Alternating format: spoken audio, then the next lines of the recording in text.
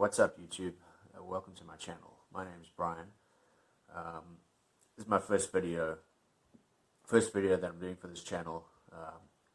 So bear with me as I find my camera personality and find my YouTube voice. So yeah, I'm not going to be as slick as some of the other videos you've seen initially, but yeah, bear with me as I take you through this. Today I'm going to be reviewing the Hamilton Khaki King, which is often recommended as one of the kind of best options for an entry-level Swiss automatic. They usually come in at around about the $400 to $500 mark, depending on where you buy it.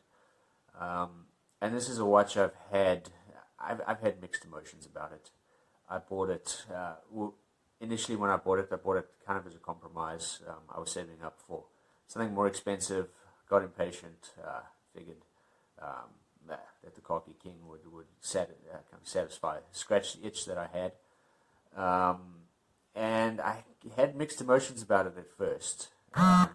Initially, I wasn't crazy about it, considered selling it. I ended up buying something more expensive, then definitely wanted to sell the Khaki King to kind of recover some of the funds that I'd spent on the more expensive piece.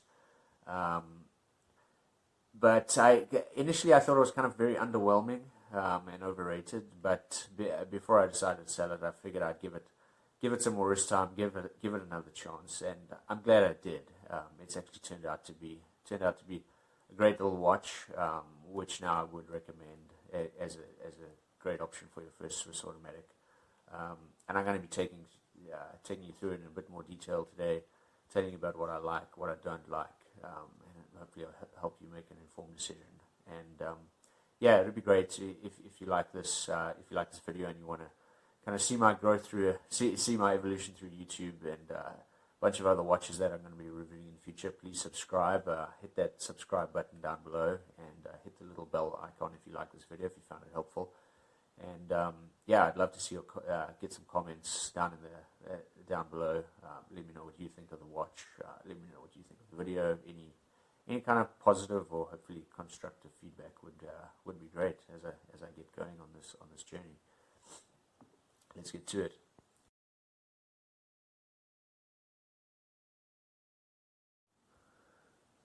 So yeah, taking a closer look at this watch. Usually they come, you see them most often advertised, and it seems like they most frequently come on a leather strap, usually a brown leather strap. I've seen some often with a black. I chose to get this on the bracelet for a couple of reasons. I go through phases where I'm more into bracelets or more into straps, and I guess I was in a bracelet phase when I got this. And also, it's always easier to go for the bracelet option because to find a fitted bracelet later on is always more difficult, but you can always add a strap later on. So just a bit of a closer look, and you can see there, you can see me reflected back in the camera there. That's one of my niggles about this watch, is it doesn't have a great anti-reflective coating. But the bracelet, starting with the bracelet, it's not a bad bracelet. We've got let me see if I can keep you on screen there. We've got a lug width of almost 20 millimeters, and it tapers down to just shy of 18.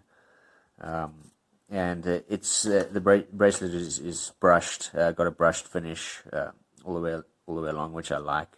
I'm a big fan of getting a brushed finish. It's got push pins, which I think is pretty standard. Hopefully it'll zoom in there.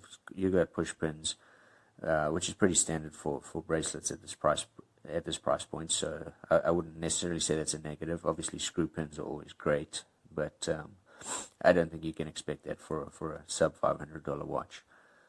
We do have a pretty good milled clasp here with the double push button release. It feels pretty good, and we've got the Hamilton engraved there on the clasp. You can see there's a bit of wear from me wearing this watch over the last couple of months, but yeah, it's an attractive looking bracelet. The side of the watch is also brushed Most of the case is brushed. The only polishing we do have is here for the crown, which has the Hamilton H on, and then this bezel, which has got a high polish, which unfortunately does attract quite a bit of quite a few scratches. So I think this could get pretty scratched up. Whereas I would have preferred if they had just brushed it, all, kept it brushed.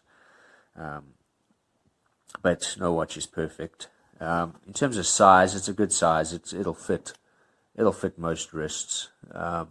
We've got a 40 mil case size, and it wears reasonably well with a 49.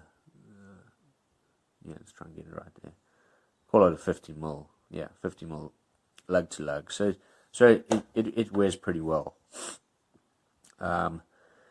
And we've got an exhibition case back, which is pretty cool. You can see the movement there. And we've got solid end links there on the bracelet. So yeah, it's a pretty solid bracelet, and it's got I believe it's got a modified ETA movement, which is similar to the so this has got an H10 movement, which is a modified ETA movement, giving you an 80-hour power reserve, which is pretty standard in a lot of the Swatch Group watches these days.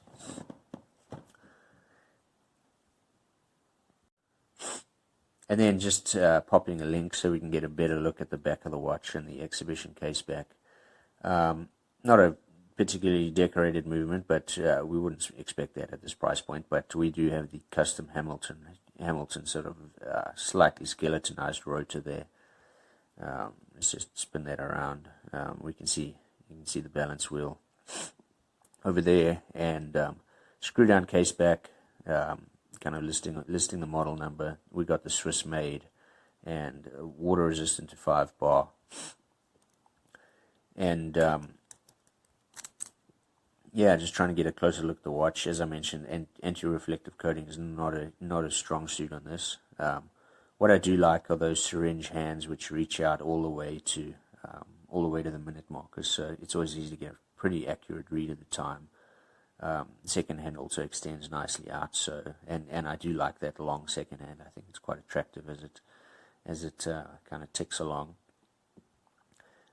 This watch has been keeping fantastic time. I haven't actually timed it.